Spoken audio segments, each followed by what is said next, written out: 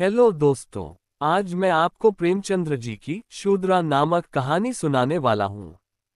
Let's start. माँ और बेटी एक झोपड़ी में गांव के उस सिरे पर रहती थीं। बेटी बाग से पत्तियां बटोर लाती, माँ भार झोंकती। यही उनकी जीविका थी। सेर दो सेर अनाज मिल जाता था, खाकर पड़ रहती थी। माता विधवा थी, बेटी कुंवारी, घर में और कोई आदमी न था। माँ का नाम गंगा था, बेटी का गौरा। गंगा को कई साल से यह चिंता लगी हुई थी कि कहीं गौरा की सगाई हो जाए, लेकिन कहीं बात पक्की न होती थी। अपने पति के मर जाने के बाद गंगा ने कोई दूसरा घर न किया था, न कोई दूसरा धंधा ही करती थी। इससे लोगों को संदेह हो गया था कि आखिर इसका गुजर कैसे होता है। और लोग तो छाती फाड़ फाड़ कर काम करते हैं, फिर भी पेट भर अन्न मयस्सर नहीं होता। ये स्त्री कोई धंधा नहीं करती, फिर भी माँ बेटी आराम से रहती हैं, किसी के सामने हाथ नहीं फैलाती। इसमें कुछ न कुछ रहस्य अवश्य है। धीरे धीरे ये संदेह और भी दृढ़ हो गया, और अब तक जीवित था। बिरादरी में कोई गौरा से सगाई करने पर राजी न होता था। शूद्रों की बिरादरी बहुत छोटी होती है।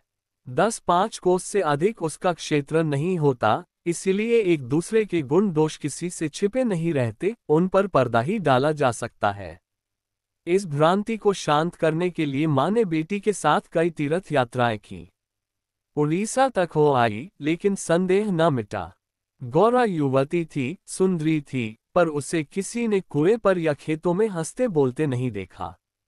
उसकी निगाह कभी ऊपर उठती ही न थी। लेकिन ये बातें भी संदेह को और पुष्ट करती थीं। अवश्य कोई न कोई रहस्य है। कोई युवती इतनी सती नहीं हो सकती। कुछ गुपचुप की बात अवश्य है। यूं ही दिन गुजरते जाते थे। बुढ़िया दिनों दिन चिंता से घुल रही थी। उधर सुंदरी की मुख छवि दिनों दिन निहरती जाती थी। कली खिलकर फूल हो रही थी। एक दिन एक परदेशी गांव से होकर निकला। 10-12 कोस से आ रहा था। नौकरी की खोज में कलकत्ता जा रहा था। रात हो गई। किसी कहार का घर पूछता हुआ गंगा के घर आया। गंगा ने उसका खूब आदर सत्कार किया। उसके लिए गेहूं का आटा लाए। घर से बर्तन निकाल कर दिए। कहार ने पकाया, खाया, लेटा, बातें होने लगी। सगाई की चर्चा छिड़ गई। कहार जवान था, गौरा पर निगाह पड़ी, उसका रंग ढंग देखा, उसकी सजल छवि आंखों में खुप गई। सगाई करने पर राजी हो गया। लौटकर घर चला गया। 2-4 गहने अपनी बहन के यहाँ से लाया। गांव के बजाज ने कपड़े उधार दे दिए। 2-4 भाई बंधु के साथ सगाई करने आ पहुंचा। सगाई हो गई, यही रहने लगा। गंगा बेटी और दामाद को आंखों से दूर न कर सकती थी। परंतु 10 ही 5 दिनों में मंगरू के कानों में इधर उधर की बातें पड़ने लगीं। सिर्फ बिरादरी ही के नहीं, अन्य जाति वाले भी उनके कान भरने लगे। ये बातें सुन सुनकर मंगरू पछताता था कि नाहक यहाँ फंसा। पर गौरा को छोड़ने का ख्याल कर उसका दिल कांप उठता था। 1 महीने के बाद मंगरू अपनी बहन के गहने लौटाने गया। खाने के समय उसका बहनोई उसके साथ भोजन करने न बैठा। मगरू को कुछ संदेह हुआ, बहनोई से बोला, तुम क्यों नहीं आते? बहनोई ने कहा, तुम खा लो, मैं फिर खा लूंगा। मंगरू, बात क्या है? तुम खाने क्यों नहीं उठते? बहनोई, जब तक पंचायत न होगी मैं तुम्हारे साथ कैसे खा सकता हूँ? तुम्हारे लिए बिरादरी भी नहीं छोड़ दूंगा। किसी से पूछा न गाछा, जाकर एक हरजाई से सगाई कर ली। मंगरू चौके पर उठ आया, मिर्जई पहनी और ससुराल चला आया। बहन खड़ी रोती रह गई। उसी रात को वह किसी से कुछ कहे सुने बगैर गौरा को छोड़कर कहीं चला गया। गौरा नींद में मग्न थी। उसे क्या खबर थी कि वह रत्न, जो मैंने इतनी तपस्या के बाद पाया है, मुझे सदा के लिए छोड़े चला जा रहा है। कई साल बीत गए, मंगरू का कुछ पता न चला। कोई पत्र तक न आया, पर गौरा बहुत प्रसन्न थी। वह मांग में सेंदूर डालती, रंग बिरंगे कपड़े पहनती और अधरों पर मिस्सी के धड़े जमाती। मंगरू भजनों की एक पुरानी किताब छोड़ गया था। उसे कभी कभी पढ़ती और गाती। मंगरू ने उसे हिंदी सिखा दी थी। टटोल टटोल कर भजन पढ़ लेती थी। पहले वह अकेली बैठली रहती। गांव की और स्त्रियों के साथ बोलते चालते उसे शर्माती थी। उसके पास वह वस्तु न थी जिस पर दूसरी स्त्रियां गर्व करती थीं। सभी अपने अपने पति की चर्चा करती। गौरा के पति कहाँ था? वह किसकी बातें करती? अब उसके भी पति था। अब वह अन्य स्त्रियों के साथ इस विषय पर बातचीत करने की अधिकारिणी थी। वह भी मंद्रू की चर्चा करती। मंद्रू कितना स्नेहशील है, कितना सज्जन, कितना वीर। पति चर्चा से उसे कभी तृप्ति ही न होती थी। स्त्रियां, मंद्रू तुम्हें छोड़कर क्यों चले गए? गौरी कहती, क्या करते? मर्द कभी ससुराल में पड़ा रहता है। देश परदेश में निकलकर 4 पैसे कमाना ही तो मर्दों का काम है, नहीं तो मान मर्यादा का निर्वाह कैसे हो? जब कोई पूछता चिट्ठी पत्री क्यों नहीं भेजते, तो हंसकर कहती अपना पता ठिकाना बताने में डरते हैं। जानते हैं ना, गौरा आकर सिर पर सवार हो जाएगी। सच कहती हूँ, उनका पता ठिकाना मालूम हो जाए तो यहाँ मुझसे एक दिन भी न रहा जाए। वह बहुत अच्छा करते हैं कि मेरे पास चिट्ठी पत्री नहीं भेजते। बेचारे परदेश में कहाँ घर गिरस्ती संभालते फिरेंगे। एक दिन किसी सहेली ने कहा, हम ना मानेंगे, तुझसे जरूर मंद्रू से झगड़ा हो गया है, नहीं तो बिना कुछ कहे सुने क्यों चले जाते। गौरा ने हंसकर कहा, बहन, अपने देवता से भी कोई झगड़ा करता है? वह मेरे मालिक हैं, भला मैं उनसे झगड़ा करूंगी? जिस दिन झगड़े की नौबत आएगी कहीं डूब मरूंगी। मुझसे कहकर जाने पाते, मैं उनके पैरों से लिपट न जाती। एक दिन कलकत्ता से एक आदमी आकर गंगा के घर ठहरा। पास ही के किसी गांव में अपना घर बताया। कलकत्ता में वह मंगरू के पड़ोस ही में रहता था। मंगरू ने उससे गौरा को अपने साथ लाने को कहा था। 2 साड़ियां और राह खर्च के लिए रुपये भी भेजे थे। गौरा फूली न समाये, बूढ़े ब्राह्मण के साथ चलने को तैयार हो गई। चलते वक्त वह गांव की सब औरतों से गले मिली। गंगा उसे स्टेशन तक पहुंचाने गई। सब कहते थे, बेचारी लड़की के भाग जग गए, नहीं तो यहाँ कुड़ कुड़ कर मर जाती। रास्ते भर गौरा सोचती, न जाने वह कैसे हो गए होंगे। अब तो मुझे अच्छी तरह निकल आई होंगी। परदेश में आदमी सुख से रहता है। देह भर आई होगी, बाबू साहब हो गए होंगे।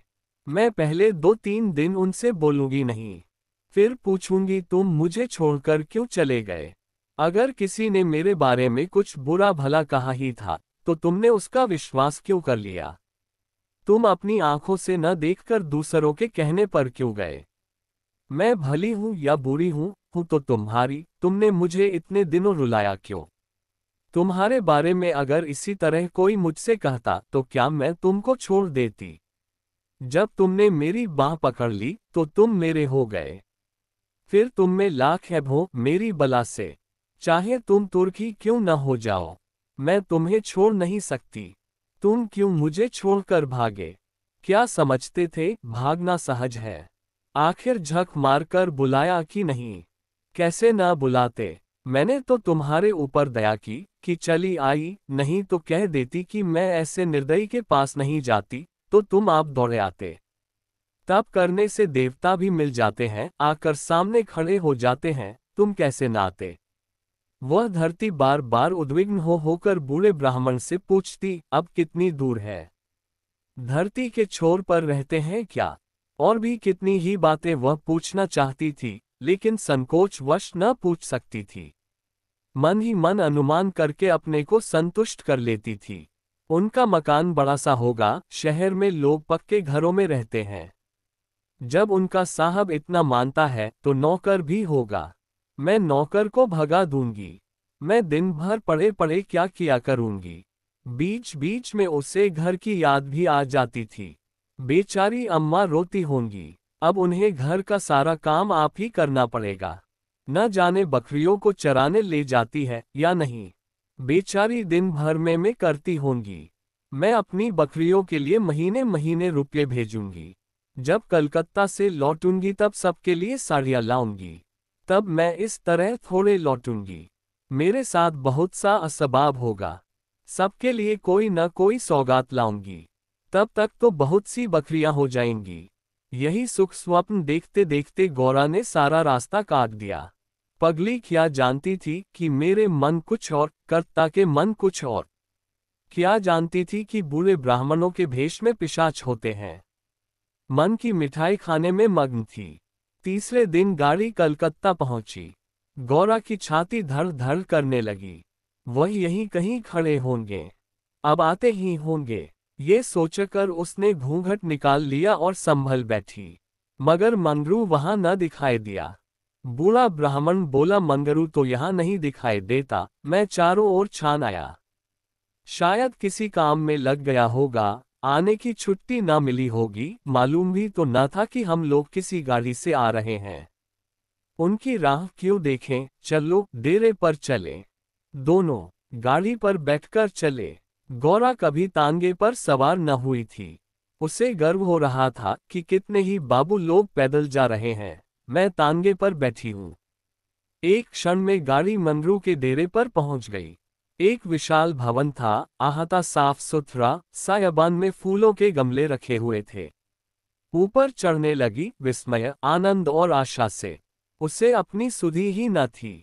सीढ़ियों पर चढ़ते चढ़ते पैर दुखने लगे। ये सारा महल उनका है, किराया बहुत देना पड़ता होगा।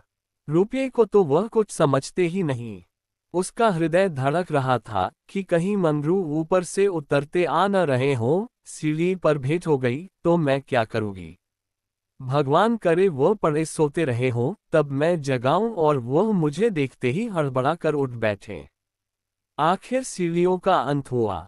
ऊपर एक कमरे में गौरा को ले जाकर ब्राह्मण देवता ने बैठा दिया। यही मंगरू का डेरा था। मगर मंगरू यहां भी नदारद।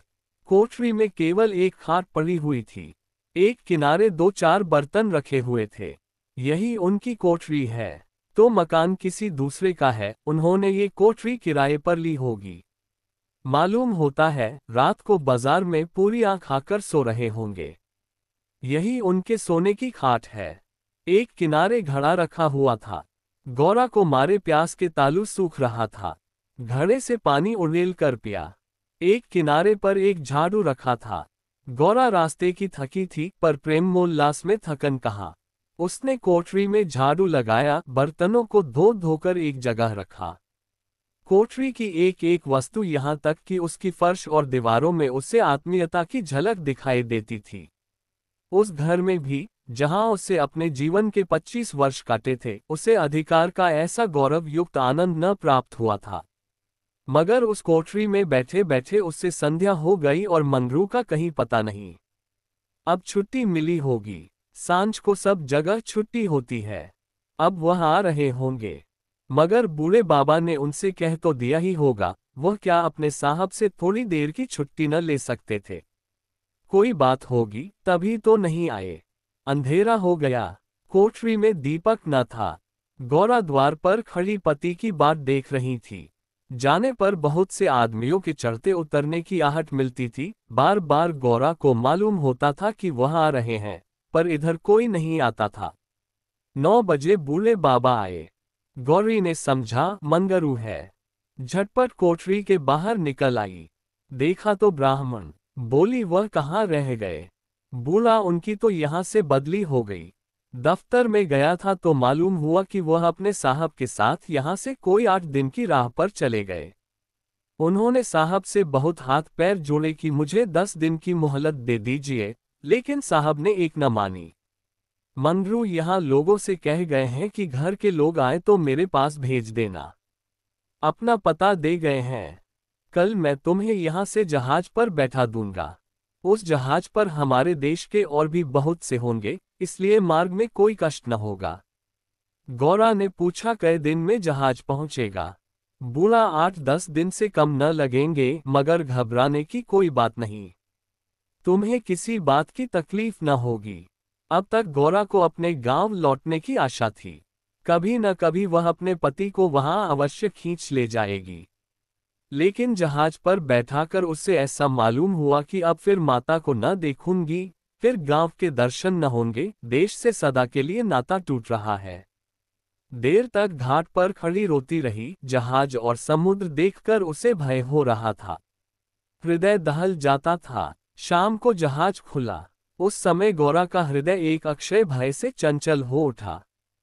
थोड़ी देर के लिए नैराश्य ने उस पर अपना आतंक जमा लिया। न जाने किस देश जा रही हूं, उनसे भेंट भी होगी या नहीं। उन्हें कहाँ खोजती फिरूंगी, कोई पता ठिकाना भी तो नहीं मालूम। बार बार पछताती थी कि एक दिन पहले क्यों न चली आई। कलकत्ता में भेंट हो जाती तो मैं उन्हें वहां कभी न जाने देती। जहाज पर और कितने ही मुसाफिर थे, कुछ स्त्रियां भी थीं। उनमें बराबर गाली गलौज होती रहती थी, इसलिए गौरा को उनसे बातें करने की इच्छा न होती थी। केवल एक स्त्री उदास दिखाई देती थी। गौरा ने उससे पूछा, तुम कहाँ जाती हो बहन? उस स्त्री की बड़ी बड़ी आंखें सजल हो गईं। बोली, कहाँ बताऊं बहन, कहाँ जा रही हूँ? जहाँ भाग्य लिए जाता है वहीं जा रही हूँ। तुम कहाँ जाती हो? गौरा, मैं तो अपने मालिक के पास जा रही हूँ। जहाँ यह जहाज रुकेगा वह वहीं नौकर हैं। मैं कल आ जाती तो उनसे कलकत्ता में ही भेंट हो जाती। आने में देर हो गई। क्या जानती थी कि वह इतनी दूर चले जाएंगे, नहीं तो क्यों देर करती। स्त्री, अरे बहन, कहीं तुम्हें भी तो कोई बहकाकर नहीं लाया है? तुम घर से किसके साथ आई हो? गौरा, मेरे आदमी ने कलकत्ता से आदमी भेजकर मुझे बुलाया था। स्त्री, वह आदमी तुम्हारे जान पहचान का था? गौरा, नहीं, उस तरफ का एक बूढ़ा ब्राह्मण था। स्त्री, वही लंबा सा दुबला पतला लकलक बूढ़ा जिसकी एक आंख में फूली पड़ी हुई है। गौरा, हाँ हाँ वही। क्या तुम उसे जानती हो? स्त्री, उसी दुष्ट ने तो मेरा भी सर्वनाश किया। ईश्वर करे उसकी सातों पुश्तें नरक भोगे, उसका निर्वश हो जाए, कोई पानी देने वाला भी न रहे, कोढ़ी होकर मरे। मैं अपना वृतांत सुनाऊं तो तू समझेगी कि झूठ है। किसी को विश्वास न आएगा। क्या कहूं, बस सही समझ लो कि इसके कारण मैं न घर की रह गई, न घाट की। किसी को मुंह नहीं दिखा सकती। मगर जान तो बड़ी प्यारी होती है। मिर्च के देश जा रही हूं कि वहीं मेहनत मजदूरी करके जीवन के दिन काटूं। गौरा के प्राण नहीं में समा गए। मालूम हुआ जहाज अथाह जल में डूबा जा रहा है। समझ गई बूढ़े ब्राह्मण ने दगा की। अपने गांव में सुना करती थी कि गरीब लोग मिर्च में भर्ती होने के लिए जाया करते हैं, मगर जो वहां जाता है वह फिर नहीं लौटता। हे भगवान, तुमने मुझे किस पाप का ये दंड दिया? बोली, यह सब क्यों लोगों को इस तरह छलकर मिर्च भेजते हैं? स्त्री, रुपये के लोभ से और किस लिए? सुनती हूं आदमी पीछे इन सभी को कुछ रुपये मिलते हैं। गौरा, मजूरी। गौरा सोचने लगी, अब क्या करूं? यह आशा नौक जिस पर बैठी हुई वह चली जा रही थी, टूट गई थी और अब समुद्र की लहरों के सिवा उसकी रक्षा करने वाला कोई न था। जिस आधार पर उसने अपना जीवन भवन बनाया था वह जलमग्न हो गया। अब उसके लिए जल के सिवा और कहाँ आश्रय है? उसकी अपनी माता की, अपने घर की, अपने गांव की, सहेलियों की याद आती और ऐसी घोर मर्म वेदना होने लगी मानो कोई सर्प अंतस्थल में बैठा हुआ बार बार डस रहा हो। भगवान, अगर मुझे यही यातना देनी थी तो तुमने जन्म ही क्यों दिया था? तुम्हें दुखिया पर दया नहीं आती? जो पिसे हुए हैं उन्हीं को पीसते हो। करुण स्वर से बोली, तो अब क्या करना होगा बहन? स्त्री, ये तो वहां पहुंचकर मालूम होगा। अगर मजूरी ही करनी पड़ी तो कोई बात नहीं, लेकिन अगर किसी ने कुदृष्टि से देखा तो मैंने निश्चय कर लिया है कि या तो उसी के प्राण ले लूंगी या अपने प्राण दे दूंगी।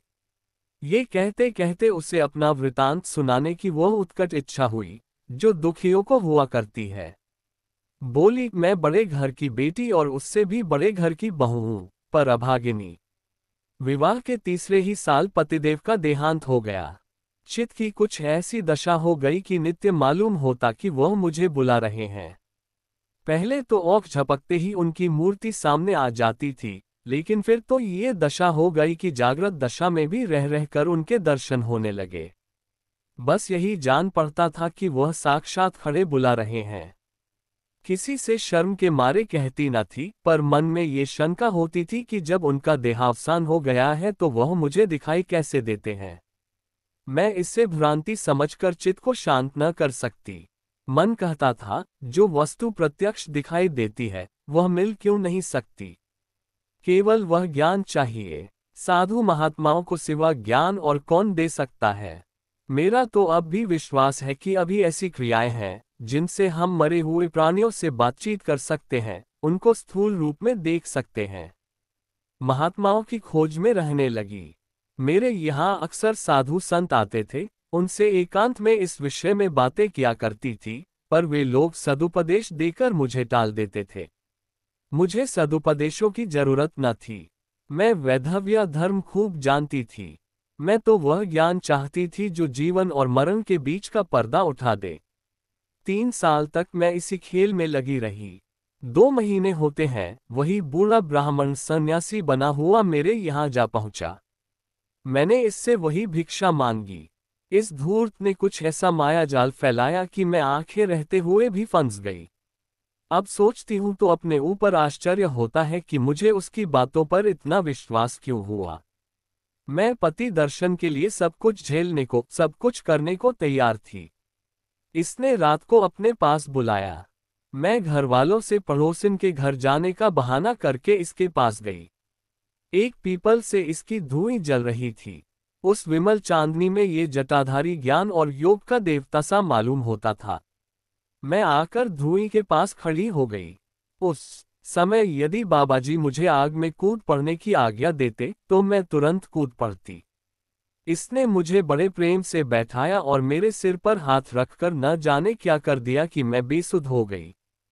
फिर मुझे कुछ नहीं मालूम कि मैं कहाँ गई, क्या हुआ। जब मुझे होश आया तो मैं रेल पर सवार थी। जी में आया कि चिल्लाऊं, पर यह सोचकर कि अब गाड़ी रुक भी गई और मैं उतर भी पड़ी तो घर में घुसने न पाऊंगी, मैं चुपचाप बैठी रह गई। मैं परमात्मा की दृष्टि से निर्दोष थी, पर संसार की दृष्टि में कलंकित हो चुकी थी। रात को किसी युवती का घर से निकल जाना कलंकित करने के लिए काफी था।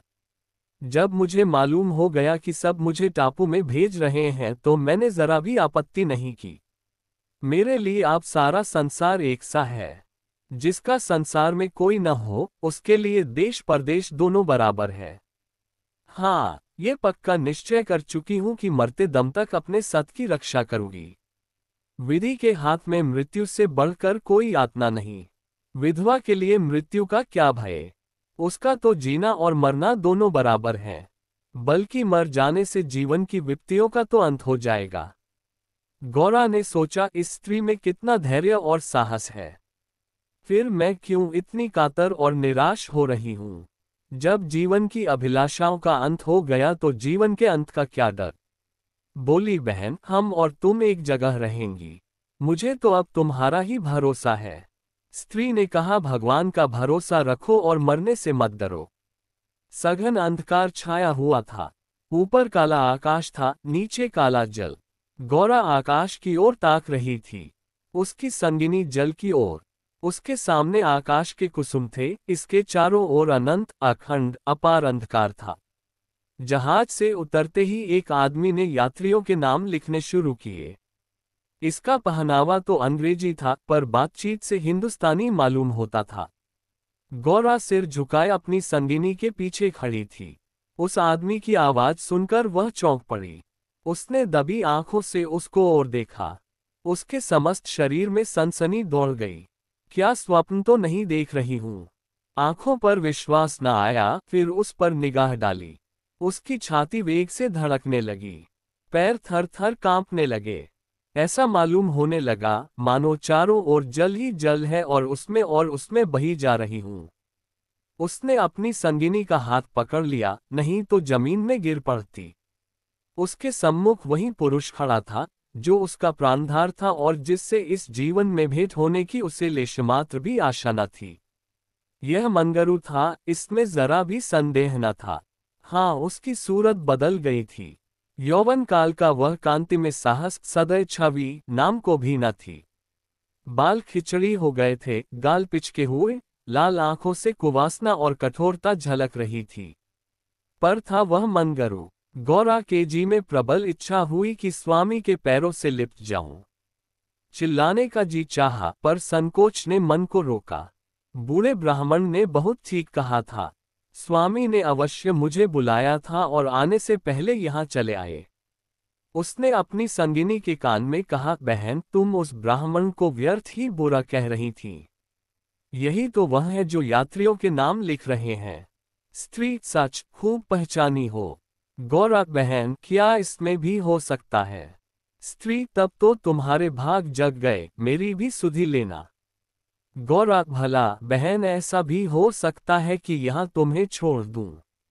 मंगरू यात्रियों से बात बात पर बिगड़ता था, बात बात पर गालियां देता था, कई आदमियों को ठोकर मारे और कई को केवल गांव का जिला न बता सकने के कारण धक्का देकर गिरा दिया। गौरा मन ही मन गड़ी जाती थी, साथ ही अपने स्वामी के अधिकार पर उसे गर्व भी हो रहा था। आखिर मंगरू उसके सामने आकर खड़ा हो गया और कुचेष्टापूर्ण नेत्रों से देखकर बोला, तुम्हारा क्या नाम है? गौरा ने कहा, गौरा। मंगरू चौंक पड़ा, फिर बोला, घर कहाँ है? मदनपुर, जिला बनारस। ये कहते कहते हंसी आ गई। मंगरू ने अब की उसकी ओर ध्यान से देखा, तब लपक कर उसका हाथ पकड़ लिया और बोला, गौरा तुम यहाँ कहाँ? मुझे पहचानती हो? गौरा रो रही थी, मुंह से बात न निकलती। मंगरू फिर बोला, तुम यहाँ कैसे आई? गौरा खड़ी हो गई, आंसू पोंछ डाले और मंगरू की ओर देखकर बोली, तुम्ही ने तो बुला भेजा था। मंगरू, मैं तो 7 साल से यहाँ हूँ। गौरा, तुमने उससे बुरे ब्राह्मण से मुझे लाने को नहीं कहा था। मंगरू, कह तो रहा हूँ मैं 7 साल से यहाँ हूँ। मरने पर ही यहाँ से जाऊंगा। भला तुम्हें क्यों बुलाता? गौरा को मंगरू से इस निष्ठुरता का आशा न थी। उसने सोचा, अगर यह सत्य भी हो कि इन्होंने मुझे नहीं बुलाया, तो भी इन्हें मेरा यूं अपमान न करना चाहिए था। क्या वह समझते हैं कि मैं इनकी रोटियों पर आई हूं? ये तो इतने ओछे स्वभाव के न थे। शायद दर्जा पाकर इन्हें मद हो गया है। नारी सुलभ अभिमान से गर्दन उठाकर उसने कहा, तुम्हारी इच्छा हो तो अब यहाँ से लौट जाऊं, तुम्हारे ऊपर भार बनना नहीं चाहती। मंगरू कुछ लज्जित होकर बोला, अब तुम यहाँ से लौट नहीं सकती गौरा। यहाँ आकर बिरला ही कोई लौटता है। ये कहकर वह कुछ देर चिंता में मग्न खड़ा रहा, मानो संकट में पड़ा हुआ हो कि क्या करना चाहिए। उसकी कठोर मुखाकृति पर दीनता का रंग झलक पड़ा। तब कातर स्वर से बोला, जब आ ही गई हो तो रहो। जैसी कुछ पड़ेगी देखी जाएगी। गौरा, जहाज फिर कब लौटेगा? मंगरू, तुम यहाँ से 5 बरस के पहले नहीं जा सकती।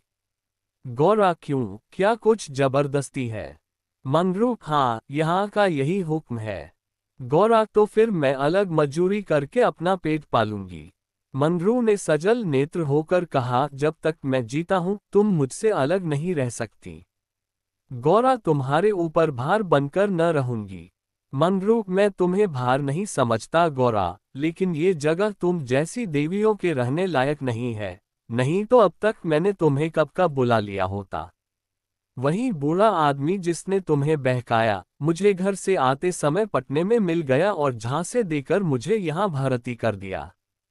तब से यहीं पड़ा हुआ हूँ। चलो मेरे घर में रहो, वहां बातें होंगी। ये दूसरी औरत कौन है? गौरा, यह मेरी सखी है। इन्हें भी बूढ़ा बहका लाया। मंगरू, ये तो किसी कोठी में जाएंगी। इन सब आदमियों की बात होगी। जिसके हिस्से में जितने आदमी आएंगे उतने हर एक कोठी में भेजे जाएंगे। गौरा, ये तो मेरे साथ रहना चाहती हैं।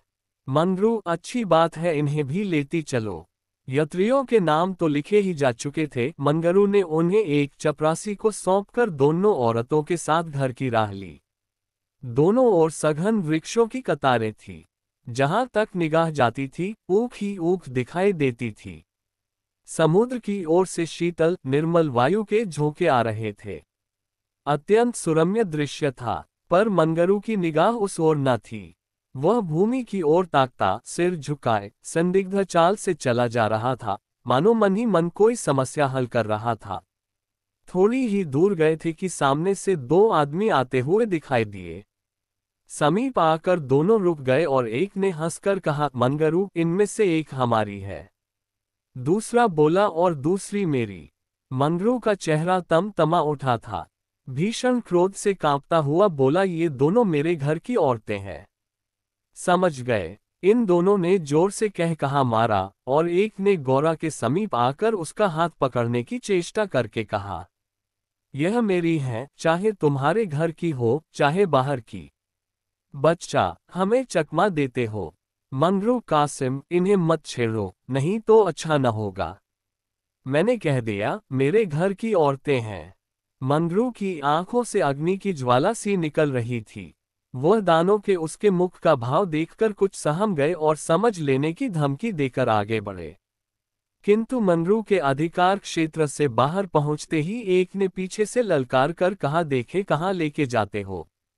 मंगरू ने उधर ध्यान नहीं दिया, जरा कदम बढ़ाकर चलने लगा। जैसे संध्या के एकांत में हम कब्रिस्तान के पास से गुजरते हैं, हमें पग पग पर यह शंका होती है कि कोई शब्द कान में न पड़ जाए, कोई सामने आकर खड़ा न हो जाए, कोई जमीन के नीचे से कफन ओढ़े उठ न खड़ा हो। गौरा ने कहा, ये दोनों बड़े शोहदे थे। मंगरू और मैं किस लिए कह रहा था कि यह जगह तुम जैसी स्त्रियों के रहने लायक नहीं है। सहसा दाहिनी तरफ से एक अंग्रेज घोड़ा दौड़ाता आ पहुंचा और मंगरू से बोला, वेल जमादार, ये दोनों औरतें हमारी कोठी में रहेगा। हमारे कोठी में कोई औरत नहीं है। मंगरू ने दोनों औरतों को अपने पीछे कर लिया और सामने खड़ा होकर बोला, साहब, ये दोनों हमारे घर की औरतें हैं। साहब, ओहो, तुम झूठा आदमी। हमारे कोठी में कोई औरत नहीं और तुम दो ले जाएगा। ऐसा नहीं हो सकता। गौरा की ओर इशारा करके इसको हमारी कोठी पर पहुंचा दो। मंगरू ने सिर से पैर तक कांपते हुए कहा, ऐसा नहीं हो सकता। मगर साहब आगे बढ़ गया था, उसके कान में बात न पहुंची। उसने हुक्म दे दिया था और उसकी तामील करना जमादार का काम था। शेष मार्ग निर्विघ्न समाप्त हुआ। आगे मजूरों के रहने के मिट्टी के घर थे। द्वारों पर स्त्री पुरुष जहां तहां बैठे हुए थे। सभी इन दोनों स्त्रियों की ओर घूरते थे और आपस में इशारे करते हंसते थे। गौरा ने देखा, उनमें छोटे बड़े का लिहाज नहीं है, न किसी के आंखों में शर्म है।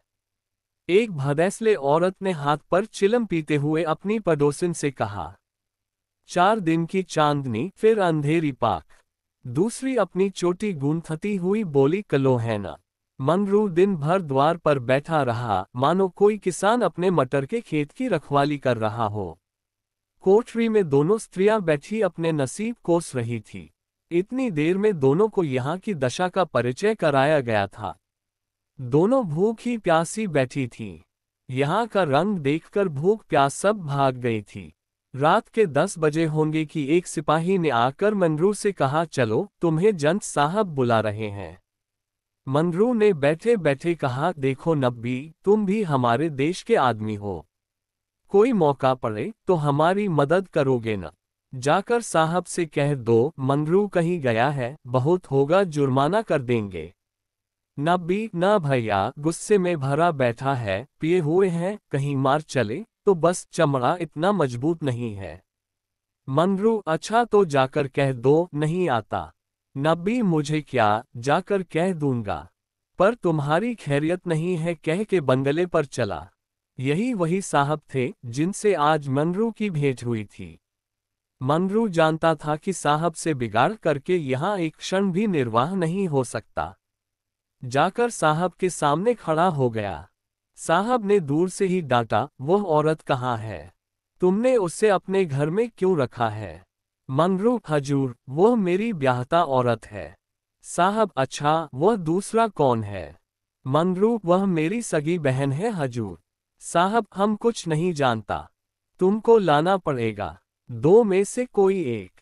मंगरू पैरों पर गिर पड़ा और रो रोकर अपनी सारी राम कहानी सुना गया। पर साहब जरा भी न पसीजे। अंत में वह बोला, हुजूर, वह दूसरी औरतों की तरह नहीं है। अगर यहाँ आ भी गई तो प्राण दे देंगी। साहब ने हंसकर कहा, ओ, जान देना इतना आसान नहीं है। नब्बी, मंगरू, अपनी दांव रोते क्यों हो? तुम हमारे घर नहीं घुसते थे, अब भी जब घात पाते हो जा पहुंचते हो। अब क्यों रोते हो? एजेंट, ओ, ये बदमाश है, अभी जाकर लाओ, नहीं तो हम तुमको हंटरों से पीटेगा। मंगरू हुजूर जितना चाहे पीट लें, मगर मुझसे ये काम करने को न कहें जो मैं जीते जी नहीं कर सकता। एजेंट हम 100 हंटर मारेगा। मंगरू हुजूर 1000 हंटर मार लें, लेकिन मेरे घर की औरतों से न बोल ले। एजेंट नशे में चूर था। हंटर लेकर मंगरू पर पिल पड़ा और लगा सरासर जमाने। 10-12 कोड़े मंगरू ने धैर्य के साथ सहे, फिर हाय हाय करने लगा। देह की खाल फट गई थी और मांस पर चाबुक पड़ता था, तो बहुत जबत करने पर भी कंठ से आरित ध्वनि निकल आती थी। और अभी 100 में कुछ 15 चाबुक पड़े थे। रात के 10 बज गए थे। चारों ओर सन्नाटा छाया था और उस नीरव अंधकार में मंगरू का करुण विलाप किसी पक्ष की भांति आकाश में मंडरा रहा था। वृक्षों के समूह भी हद बुद्धि से खड़े मौन रोन की मूर्ति बने हुए थे। ये पाषाण हृदय लंपट विवेक शून्य जमादार इस समय एक अपरिचित स्त्री के सतीत्व की रक्षा करने के लिए अपने प्राण तक देने को तैयार था, केवल इस नाते कि यह उसकी पत्नी की संगिनी थी। वह समस्त संसार की नजरों में गिरना गंवारा कर सकता था, पर अपनी पत्नी की भक्ति पर अखंड राज्य करना चाहता था। इसमें अनुमात्र की कमी भी उसके लिए असह्य थी। उस अलौकिक भक्ति के सामने उसके जीवन का क्या मूल्य था। ब्राह्मणी तो जमीन पर ही सो गई थी, पर गौरा बैठी पति की बात जोह रही थी। अभी तक वह उससे कोई बात नहीं कर सकी थी। 7 वर्षों की विपत्ति कथा कहने और सुनने के लिए बहुत समय की जरूरत थी, और रात के सिवा वह समय फिर कब मिल सकता था। उसे ब्राह्मणी पर कुछ क्रोध सा आ रहा था कि यह क्यों मेरे गले का हार हुई। इसी के कारण तो वह घर में नहीं आ रहे हैं। यकायक वह किसी का रोना सुनकर चौंक पड़ी। भगवान, इतनी रात गए कौन दुख का मारा रो रहा है? अवश्य कोई कहीं मर गया है। वह उठकर द्वार पर आई और यह अनुमान करके कि मंगरू यहाँ बैठा हुआ है, बोली, वह कौन रो रहा है? जरा देखो तो। लेकिन जब कोई जवाब न मिला तो वह स्वयं कान लगाकर सुनने लगी। सहसा उसका कलेजा धक से हो गया। तो यह उन्हीं की आवाज है। अब आवाज साफ सुनाई दे रही थी। मंगरू की आवाज थी। वह द्वार के बाहर निकल आई। उसके सामने एक गोली के अंपे पर एजेंट का बंगला था। उसी तरफ से आवाज आ रही थी। कोई उन्हें मार रहा है। आदमी मार पड़ने पर ही इस तरह रोता है। मालूम होता है वही साहब उन्हें मार रहा है। वह वहां खड़ी न रह सकी, पूरी शक्ति से उस बंगले की ओर दौड़ी। रास्ता साफ था। एक क्षण में वह फाटक पर पहुंच गई। फाटक बंद था। उसने जोर से फाटक पर धक्का दिया, लेकिन वह फाटक न खुला और कई बार जोर जोर से पुकारने पर भी कोई बाहर न निकला। तो वह फाटक के जंगलों पर पैर रखकर भीतर कूद पड़ी, और उस पार जाते ही उसने एक रोमांचकारी दृश्य देखा। मंगरू नंगे बदन बरामदे में खड़ा था और एक अंग्रेज उसे हंटरों से मार रहा था। गौरा की आंखों के सामने अंधेरा छा गया। वह एक छलांग में साहब के सामने जाकर खड़ी हो गई और मंगरू को अपने अक्षय प्रेम सबल हाथों से ढांक कर बोली, सरकार दया करो, इनके बदले मुझे जितना मार लो, पर इनको छोड़ दो।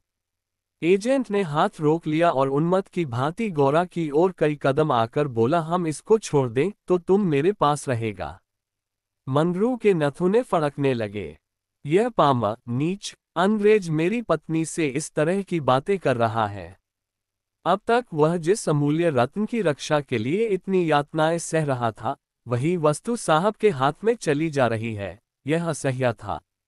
उसने चाहा कि लपककर साहब की गर्दन पर चढ़ बैठूं, जो कुछ होना है हो जाए।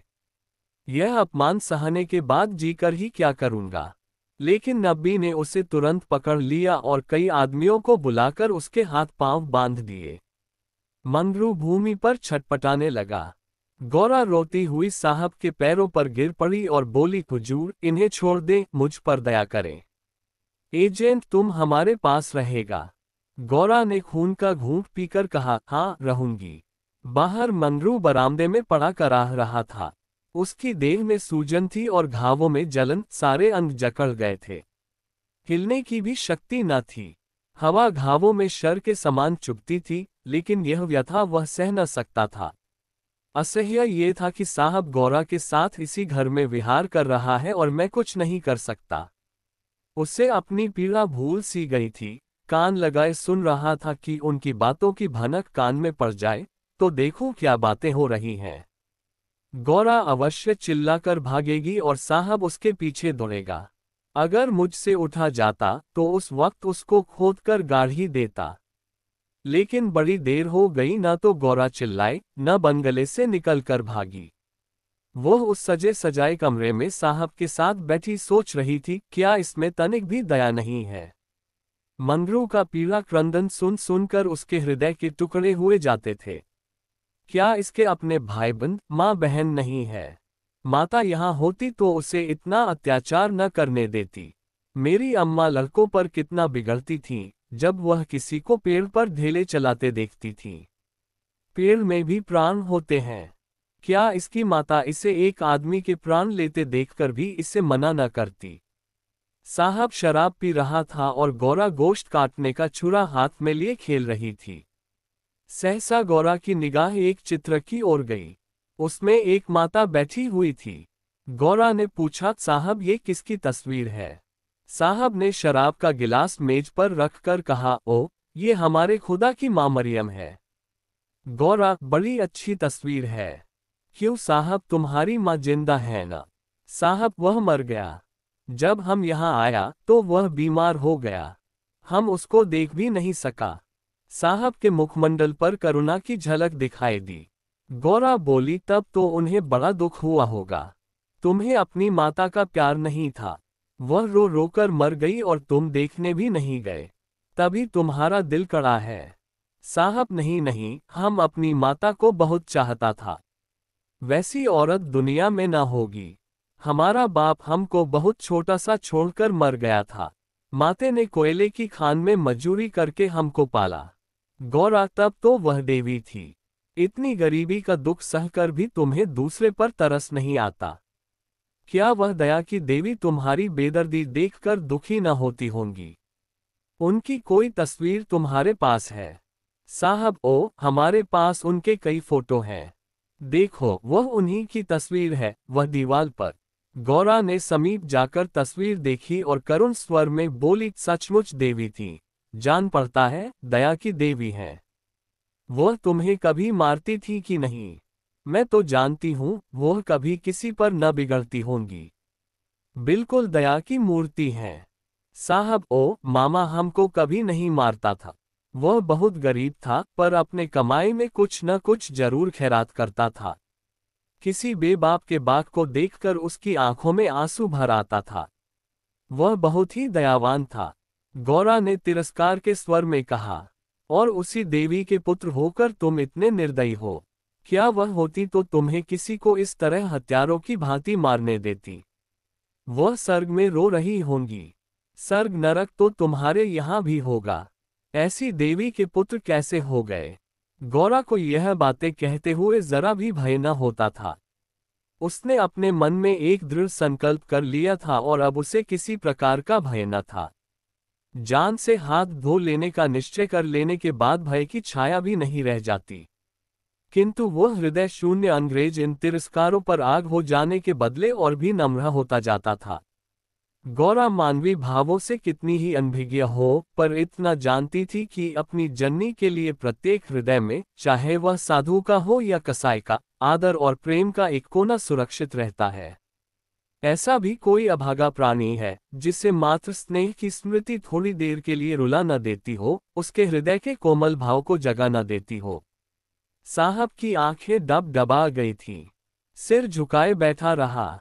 गौरा ने फिर उसी ध्वनि में कहा, तुमने उनकी सारी तपस्या धूल में मिला दी।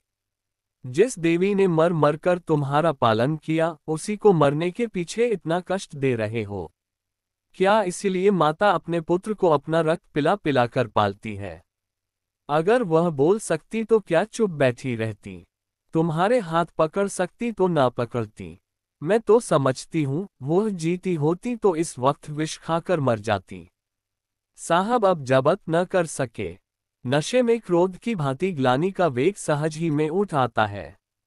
दोनों हाथों से मुंह छिपाकर साहब ने रोना शुरू किया और इतना रोया कि हिचकी बंध गई। माता के चित्र के सम्मुख जाकर वह कुछ देर तक खड़ा रहा, मानो माता से क्षमा मांग रहा हो। तब आकर आर्द्र कंठ से बोला, हमारे माता को अब कैसे शांति मिलेगा। हाय हाय, हमारे सबब से उसको स्वर्ग में भी सुख नहीं मिला। हम कितना अभागा है। गौरा, अभी जरा देर में तुम्हारा मन बदल जाएगा और फिर तुम दूसरों पर अत्याचार करने लगोगे। साहब नहीं नहीं, अब हम मामा को कभी दुख नहीं देगा। हम अभी मंगरू को अस्पताल भेजता है। रात ही को मंगरू अस्पताल पहुंचा दिया गया। एजेंट खुद उसको पहुंचाने आया। गौरा भी उसके साथ थी। मंगरू को ज्वर हो आया था, बेहोश पड़ा हुआ था। मंगरू ने 3 दिन आंखें न खोली और गौरा तीनों दिन उसके पास बैठी रही। एक क्षण के लिए भी वहां से न हटी। एजेंट भी कई बार हाल चाल पूछने आ जाता और हर मर्तबा गौरा से क्षमा मांगता। चौथे दिन मंगरू ने आंखें खोली तो देखा गौरा सामने बैठी हुई है। गौरा उसे आंखें खोलते देखकर पास आ खड़ी हुई और बोली, अब कैसा जी है।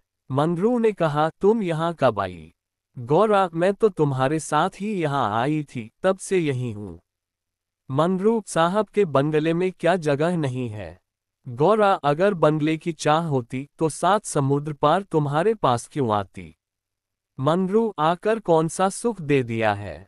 तुम्हें यही करना था, तुम मुझे मर क्यों न जाने दिया। गौरा ने झुंझला कर कहा, तुम इस तरह की बातें मुझसे न करो। ऐसी बातों से मेरी देह में आग लग जाती है।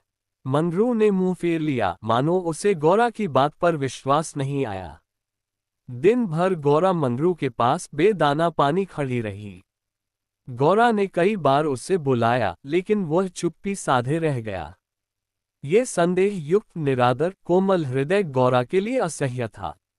जिस पुरुष को वह देवतुल्य समझती थी, उसके प्रेम से वंचित होकर वह कैसे जीवित रह सकती थी। यही प्रेम उसके जीवन का आधार था। उसे खोकर अब वह अपना सर्वस्व खो चुकी थी। आधी रात से अधिक बीत चुकी थी। मंगरू बेखबर सोया हुआ था, शायद वह कोई स्वप्न देख रहा था। गौरा ने उसके चरणों पर सिर रखा और अस्पताल से निकली। मंगरू ने उसका परित्याग कर दिया था। वह भी उसका परित्याग करने जा रही थी।